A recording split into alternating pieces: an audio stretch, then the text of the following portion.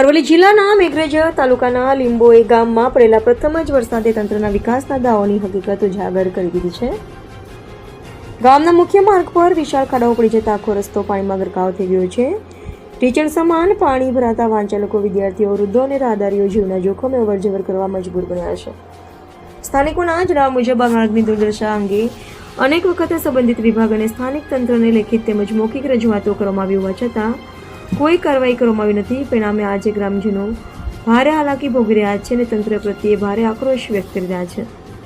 ગ્રામજનોનો આક્ષેપ છે કે દર વર્ષે ચોમાસામાં આવી જ સ્થિતિ સર્જાય છે, છતાં તંત્ર માત્ર કાગળ પરના વિકાસના દાવા કરે છે. સમયસર સમારકામ કરવામાં આવ્યું હોત તો આજે લોકોને આવી મુશ્કેલીનો સામનો કરવો પડ્યો ન હોત. હવે સૌથી મોટો સવાલ એ છે કે શું જવાબદાર તંત્ર હજુ પણ આખાડા કાન કરશે કે પછી તાત્કાલિક જાગીને માર્ગનું સમારકામ કરી લોકોને રાહત આપશે કે પછી કોઈ ગંભીર અકસ્માત કે જાનહાનિની રાહ જોવામાં આવશે. હાલ લીંબોઈ ગામના ગ્રામજનો તાત્કાલિક કાર્યવાહી કરવાની ઉગ્ર માંગ ઉઠાવી રહ્યા છે. રિપોર્ટર ભરત કડિયા, અરવલ્લી.